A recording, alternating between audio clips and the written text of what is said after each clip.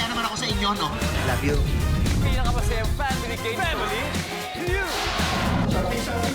Dito, my friend! Bong-sumbong kay bonggang-bonggang bongbong. Injection, Your Honor. More tawa, more saya!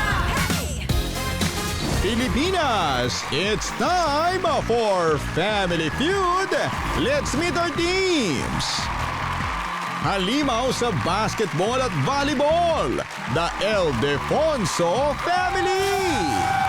Athletic na angkan, the Asistio family. Please welcome our host, ang ating kapuso, Ding Dong Dantes. Hello! Hello. Hi. Hello. Hi, dear. Hello. Noah. Don. Hello.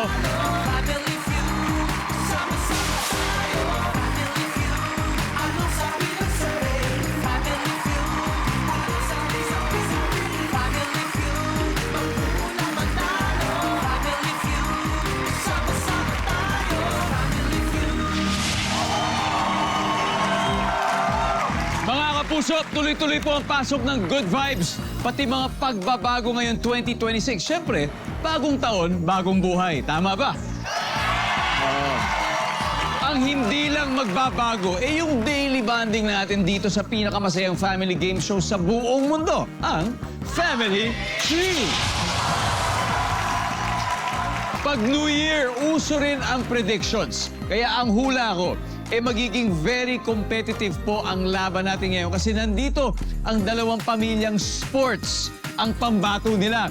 Kaya first up, ang tatlong anak at pamangkin ng isa sa 40 greatest players ng PBA, sila kay Danny Ildefonso alias the Demolition Man. Kaya i-welcome natin ang Ildefonso family.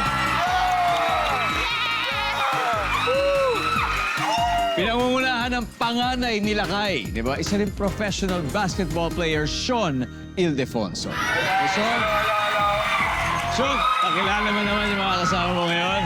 Hello guys, kami ang Ildefonso family. This is Sofia, ang pinaka-kuripot, pero pinaka-masipag sa family. Si Sim, pinaka-bubbly pero malakas. Sa kitchen yan, pili yan sa pagkain. Si BJ, ang pinsan namin. Yan, malakas ang tao. Pero yan. Okay, gusto natin pakita yung pamilya ng Ildefonso family na nandito. So, sino-sino yung mga wala ngayon? Si Sam, actually twin sister yan ni Sim. Kapal Oh. sila. Yeah, si Sim, Si yeah, Sam there yan. you go. So katabi sa right, yung mom namin si Sabrina. Yeah. And yung kapatid ko na lalaki si Dave sa likod. He also plays professional basketball. And yun, sila kayo nasa likod. Yung pinaka-idol na lang. Si Idol. Pero syempre, di ba, alam naman na lahat na legend talaga si Lakay, si Idol. Hanggang ngayon, kamusta yung pagsuporta niya sa inyo bilang athletes? Nandiyan ba siya to still coach you, to still give advice? How's his parenting style as a father who's also into sports? Of course, sobrang kilala siya sa idol sa court pero kami idol namin siya outside the court.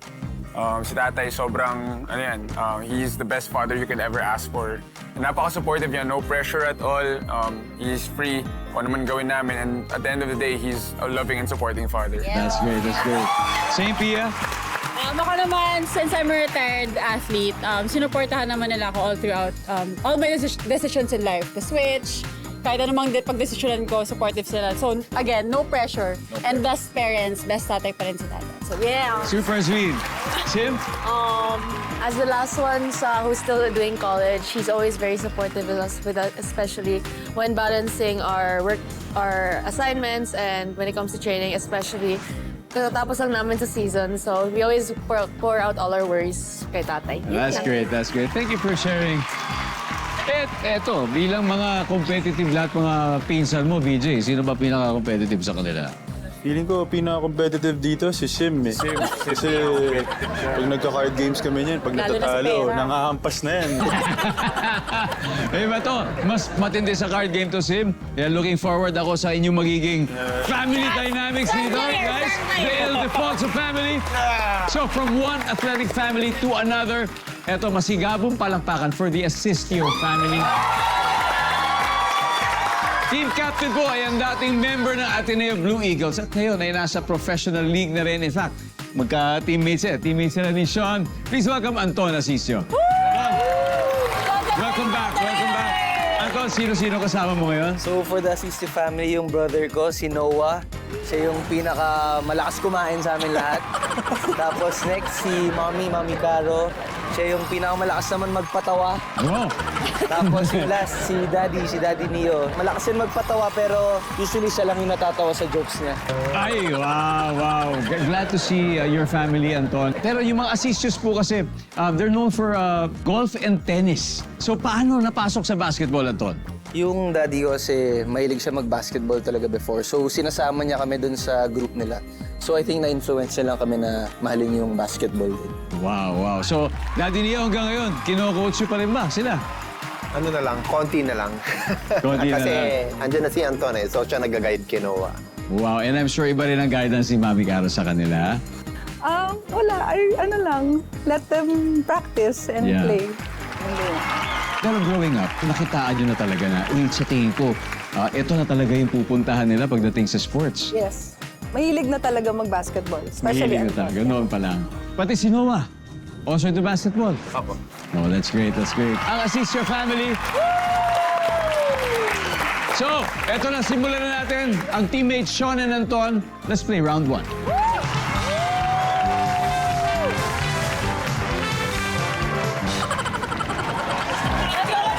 Okay. Kamay sa mesa. Top 6 answers on the board. Sa highway, huminto at pumarada sa gilid ng kalsada ang driver ng bus. Bakit kaya? Na flat. Naflatan. Obvious, nandiyan ba yan? Pero meron pa, Sean. So sa highway, huminto at pumarada sa gilid ng kalsada yung driver ng bus. Bakit kaya? Magsakay. Nagsakay ng pasahero. Nandiyan ba yan? Yep. Pero mas mataas, Sean. Pass or play? Play. Play, let's go play this round. Noah? Sa highway, huminto at pumarada sa gilid ng kalsada yung driver. Bakit kaya? Naihi. Naihi. Nandiyan ba yan? Yun! Mami Caro? Oh my God. Ano kaya? Sa highway, huminto at pumarada sa gilid ng kalsada ang driver. Bakit po kaya? Nagugutom. Yes, nagugutom. Di ba? Nagugutom. Why not? Nagugutom. Survey says... Daddy Leo, huminto at pumarada sa gilid ng kalsada ang driver. Bakit kaya? Inaantok. Yan. Mas maigi na yung gano'n kaysa maaksidente. Inaantok, mabahabang biyahe. Isa na lang. Anton, huminto at pumarada sa gilid ng kalsada ang driver ng bus. Bakit kaya? Nahuli ng MMDA. Titinabi. Nahuli. Survey natin ba yan? Wala. Noah, bakit? Ba't kaya? Yung driver ng bus, huminto at pumarada sa gilid ng kalsada. Ubos yung gas. Naubusan ng gas. Survey.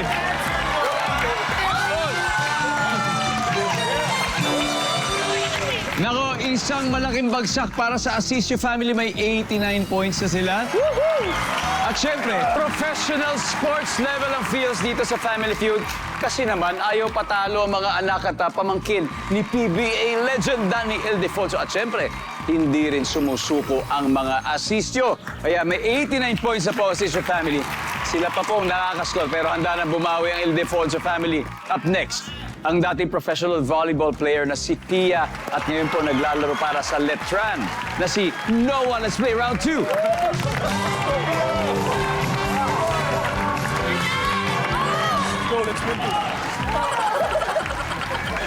Nice one.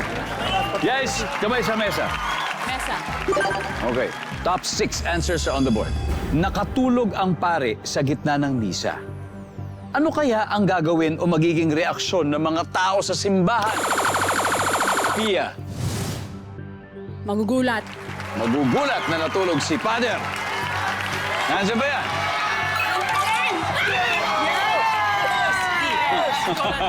Pia, pass or play? Play. Eto na. Noah, balik muna tayo. Let's go, Pia. Sim, So, nakatulog yung pare sa gitna ng misa. Anong gagawin o magiging reaction ng mga tao sa simbahan? Natatawa. Natatawa. BJ, ano kaya? Ano magiging reaction? Feeling ko, aantokin din. Aantokin din sila. Aantukin din, syempre. Oo. Aba, tulog na pala si Pale. Matulog na tayo lahat dito. Aantukin din. You? Sean? Again, nakatulog yung pari sa gitna ng misa. Anong gagawin o magiging reaction ng mga tao sa simbahan? Pag-uusapan. Pag-uusap, pagbubulong-bulungan. Nandyan ba yan? Wala, Pia. Ano pa kaya? Magugulat. Magugulat! Okay, assist your family. Usap na kayo. Sim, ulit Again, nakatulog ang pari sa gitna ng misa. Ano kaya ang gagawin o magiging reaction ng mga tao sa simbahan? Oh.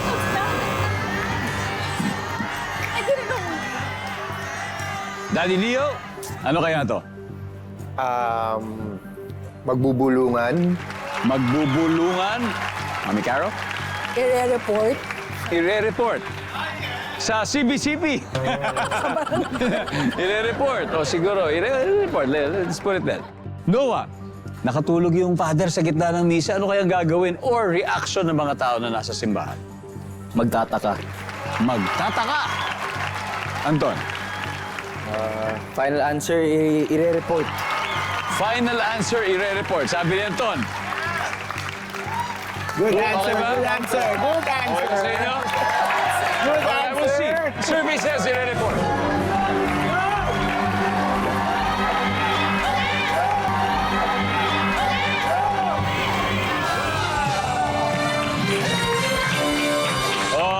Competitive ang dalawang teams. Yung Ildefonso family may 68 points pero may 89 points pa rin ang Asisio family. So, palaroin natin yan ang studio audience para magkaroon sila ng 5,000 pesos. Oh! Okay, go.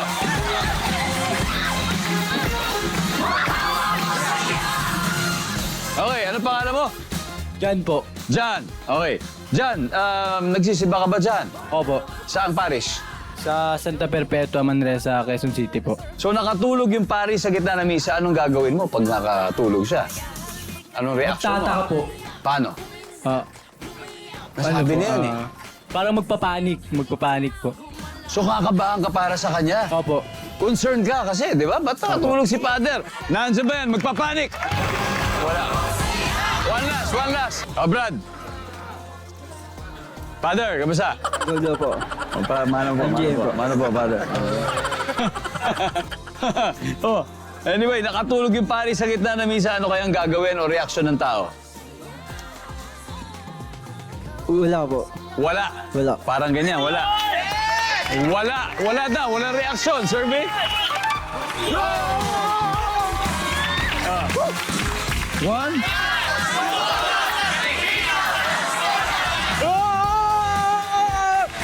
Wala pala. Tingnan natin, number 5. What is number 5? Magdarasal, number 4.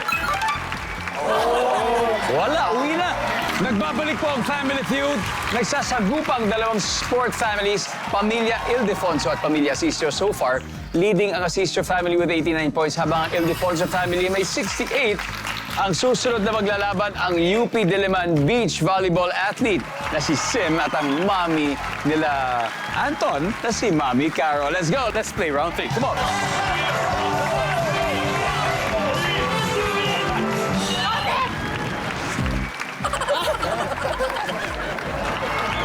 Good luck. Kamay sa mesa. Okay. Top 6 answers on the board. Ano ang kinakain o iniinom mo para mawala ang mapait na lasa ng iniinom mong gamot? Mami Caro. Gatas. Gatas. Kaya, parang after gamot, di ba? Gatas ang pinainom. Nandyan ba yan? Meron. Sim, marami pa mas mataas. Again, Anong kinakain o iniinom mo para mawala yung mapait na lasa ng ininom mong gamot? Tubig. Yes! Tubig! Lalo na siguro yung mga syrup. Yung syrup na sobrang pait. Tubig. Nandiyan ba ang tubig? Mas mataas. Okay. Sim, pass or play? Play. Balik na tayo, Mami Carol, let's go. No coaching muna, ha? DJ, so ano yung kinakain o iniinom pag mapait yung gamot na ininom mo? Siguro, pwede ako kumain ng asukal. Asukal. Di ba? Asukal mismo. Nandiyan ba yan? Pasok, Sean. Ano kaya? Kakainin o iinumin para mawala yung mapait na lasa ng gamot? Juice. Juice. Di ba? Like any sweet juice. Nandiyan ba yan? Yeah. Pia. Ano pa kaya? Candy. Candy? Nandiyan ba ang candy? Top answer. Sim. Ano ang kinakain o iniinom mo para mawala yung mapait na lasa ng iniinom ng gamot? Fruits. Fruits.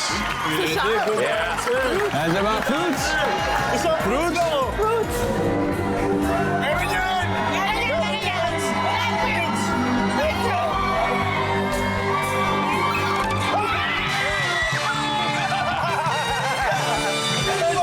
There you go. Okay, families, here are the fruits of your labor, okay? Leading with 268 points ang Ildefonso family habang may 89 points ang Asistio. Kayang-kaya pa po ito, Daddy Neo. Because everything is all set for the triple points round. Sa pagbabalik na po yan ng Family Feud. Welcome back, guys!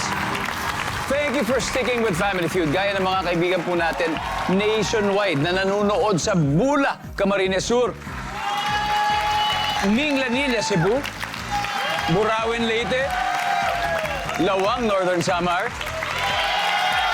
Barangay San Francisco, Bulacan, Bulacan, at Puerto Rivas, Bataan. Salamat po sa panonood niyo araw-araw. At eto po, mas maganda pa sa video greeting. Gusto kong batiin ang aking kaibigan na si Ate Sylvia. Nandito, happy birthday sa iyo. Ha? Anyway, update. Ang Ildefonso family may 268 points. Ang Asistio family may 89. Up next, ang former Ateneo Blue Eagle at ngayon ay PBA player na si BJ Andrada at ang businessman na si Daddy Neo. Let's play the final round.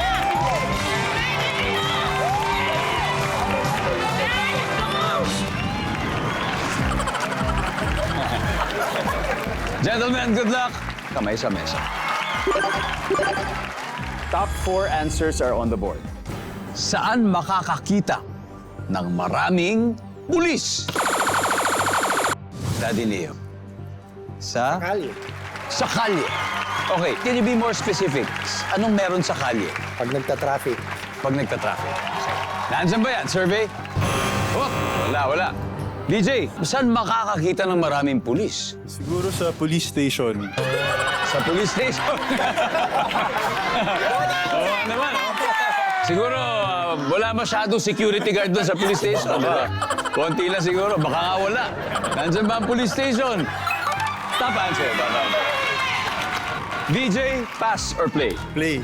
Balik mo muna tayo, Daddy Neo. Okay, no coaching ha, no coaching. Sean, eto, tatlo na lang ha. Saan makakakita ng maraming pulis? Crime scene. Crime scene. Right! Crime scene. Yeah. Pia, saan makakakita ng maraming pulis? Sa rally. Oo nga, no? Tama nga naman sa rally. Sim, saan kaya nakakita maraming pulis? Sa parade? Parada. Parade. Pwede. Parada. Pwede. Pwede, fiesta, no? Pwede yan. Sa parade. Nandiyan ba ang parade?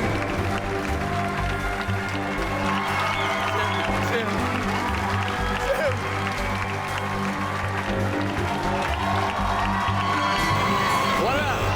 BJ, may chance ka pa. Saan makakakita ng maraming pulis, BJ? Maraming police. Okay lang. Assist your family, pwede na kayo mag-usap-usap. Sean, may chance ka pa naman. Saan pa kaya makakakita ng maraming pulis? Actually kasi nandiyan na halos lahat ng, di ba, kung saan sila makikita madalas. Saan pa kaya, Sean? Karinderya. Sa karinderya. Kumakain sila sa karinderya. Naka-break sila. Naka-break ang mga pulis. Sa bagay, di ba? Lalo na, mga baka lunch break nila. Pwede yan. Sa karinderya. Wala. Ang galing mo! Alright. Pwede pa kayo manalo. One more to go. Pero actually, ito yung pinakamahirap. Pero kung tama sagot nyo, obviously, para sa inyo talaga ito. Daddy Neo, again, imagine, saan kayo makakakita ng maraming pulis? Sa Malacanang Palace. Sa Malacanang Palace? Yes, Mami Caro? Sa concert? Sa concert. Noah? Sa school. Sa school. Anton? Imagine, saan kaya makakakita ng maraming pulis? Sa Malacanang. Good answer, good answer. Sa Malacanang, maraming pulis. Please. Yan ang sabi na Assist Your Family. Pero ang sabi ng survey dyan ay... Wala!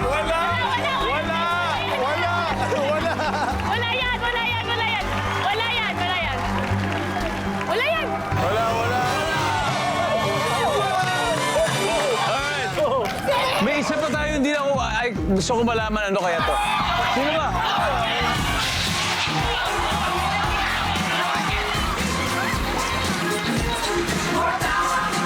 Oh, isa na lang to. Saan makakakita ng maraming pulis? Concert po. Concert! Kagaya na sabi ni Mami Caro, tignan natin kung tama kaya yung hula niya. Nandiyan ba ang concert? Survey says... Yun!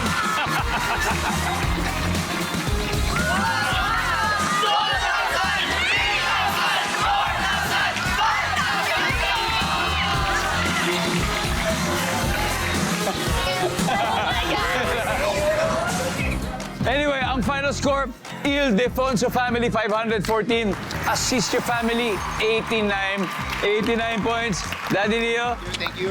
Kayang, yun na, Mami Caro. And of course, Noah, thank you very much. Anton, maraming salamat. Mag-uwi pa rin kayo ng 50,000 pesos. Yan, thank you very much. Eto na.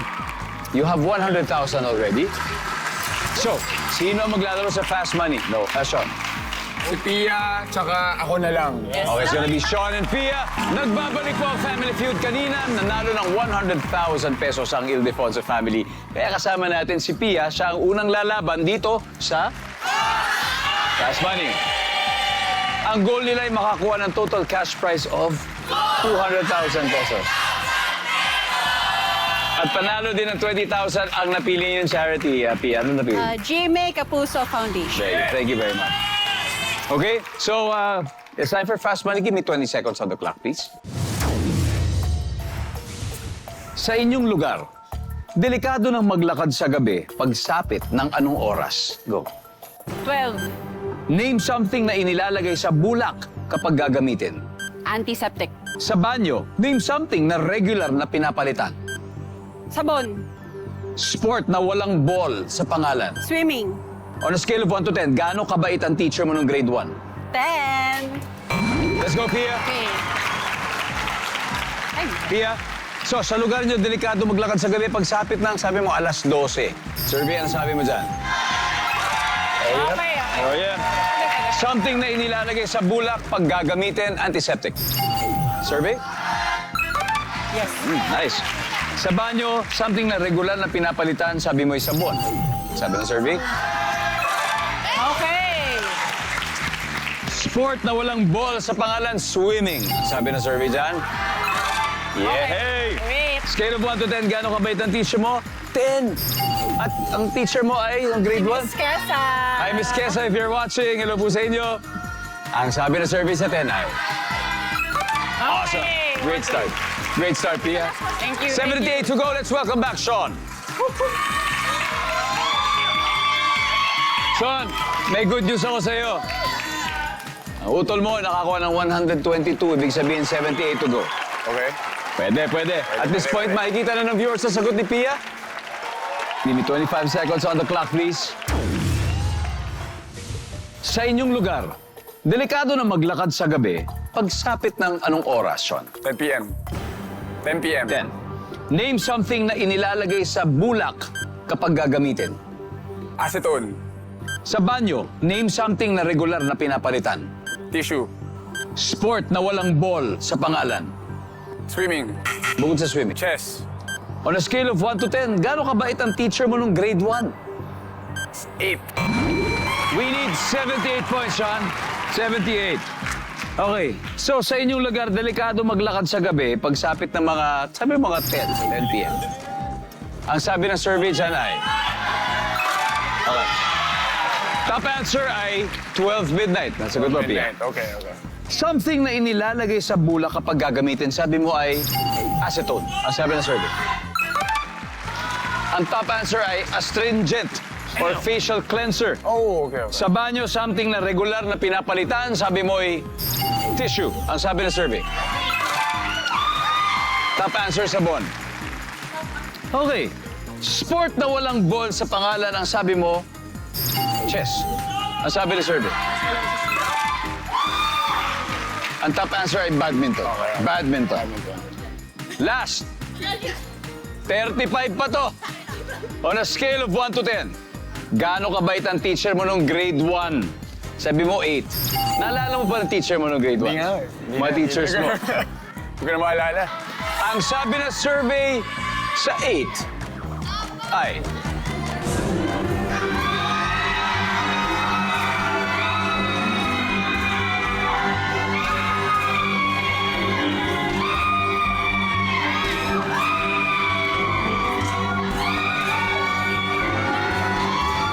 Top answer!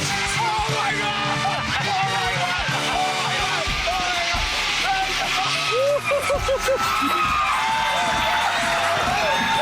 35, ang laki nun!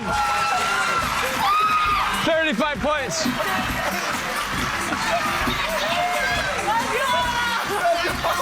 Wow! Sean, yun ang top answer, 35 points. Wow, thank you. Congratulations. Of course, Anton. Let's welcome back the Asistio family. Ton, Kain. Noah. Wow. So, ito, Ildefonso family, nanalo kayo total of 200,000 pesos ngayon. Sean, ano masasabi mo sa pagkapanalo nyo ngayon? Grabe, sarap. Actually, kinabahan talaga kami sa start. Di ba? Kay Sim, pero siya nagpapanalo talaga today. Di Talaga ba? nagpapanalo. Oh, clean-name nyo na yung kanina pa, di ba, Yes, Sim? yes, Oh. yes.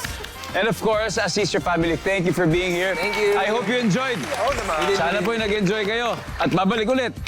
Sana. Please, pwede ba? Sa ulitin. No, I hope you had fun. Maraming salamat. Win or lose, ang importante kasi, siyempre nagkakaisa ang pamilya. Kaya salamat po muli sa Ildefonsos and the Asistios.